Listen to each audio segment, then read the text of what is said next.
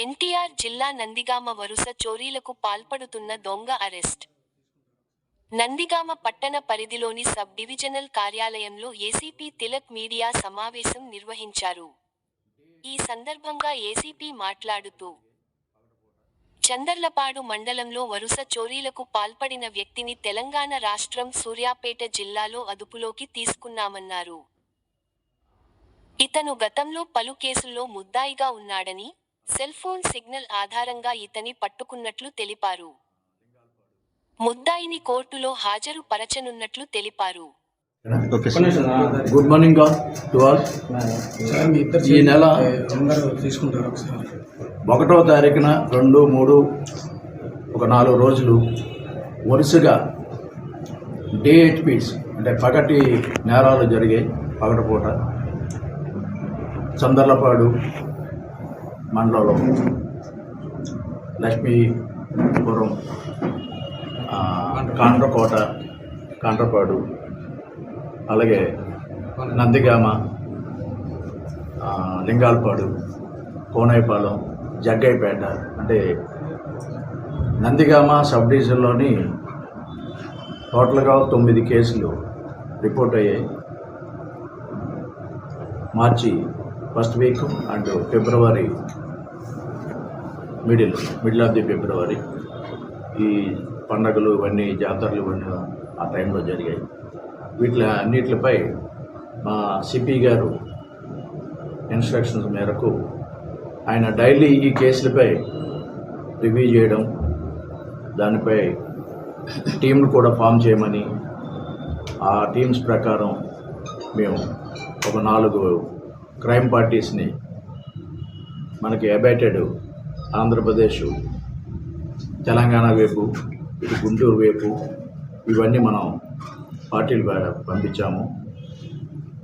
ఆ పార్టీలతో పాటు ఇక్కడ లోకల్ రూరల్ సిఐ గారు, చంద్రపాడు ఎస్ఐ గారు, మా సిబ్బంది సబ్ డివిజన్ అందరూ సీసీ కెమెరాస్ మొత్తం ఎన్రూట్ నేరస్థలం జరిగిన గాంధీ నేషనల్ హైవే వరకు, అలాగే మన స్టేట్ బార్డర్ వరకు, ఇటు విజయవాడ సిటీ వరకు ఉన్నటువంటి సీసీ కెమెరాల్లో అన్నిటినీ చెక్ చేస్తే ఇతని ఇమేజెస్, ఈ దొంగల యొక్క ఇమేజెస్ అందులో క్యాప్చర్ చేసాం. దాని ప్రకారం నా సిపి గారు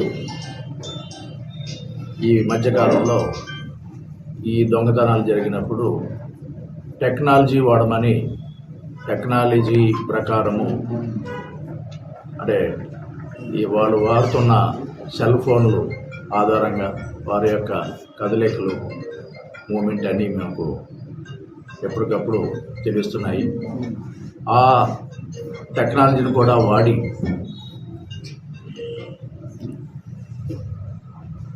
సూర్యారావుపేట, వంకోత్తు నాగరాజు అనే అతనిపై కూడా మేము నిఘా పెట్టడం జరిగింది. అంటే అతను అఫెండర్ అయిన తెలంగాణ ఏరియాలో 4-5 జిల్లాల్లో చేస్తున్నారు. ఆ ఇన్ఫర్మేషను తీసుకొని నిన్న సాయంకాలం రామన్నపేట ఆ పరిసరాల్లో కూడా అతనికి ఉన్న పాత పరిచయాలు, పాత ఏరియా దొంగతనాలు చేసిన దాని మీద ఇటు నుండి అచ్చంపేట వైపుకు అంటే గుంటూరు వైపుకు వెళ్ళడానికి ప్రయత్నిస్తుండగా అచ్చంపేటలో ఇతనికి అనుచరుడుగా ఒక మైనర్ బాలుడు ఉన్నాడు.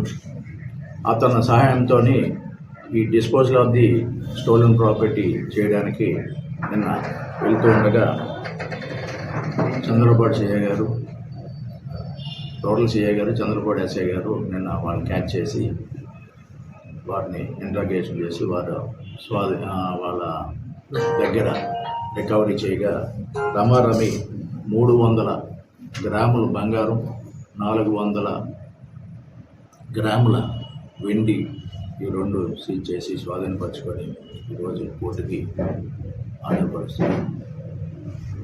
అలాగే అతను చేసిన ఉపజల స్టేట్మెంటు ఇవన్నీ రికార్డ్ చేయగా గుంటూరు జిల్లా అచ్చంపేట అంటే పల్నాడు ఆ ఏరియాలో ఈ తరహా నేరాలు ఒక 8 కూడా ఇలాంటివి చేసినట్టుగా మాకు ప్రజలు స్టేట్మెంట్ ఇచ్చారు. దాన్ని జిల్లా ఎస్పీ గారికి వాళ్ళ క్రైమ్ పార్టీకి కూడా మేము షేర్ చేసాం.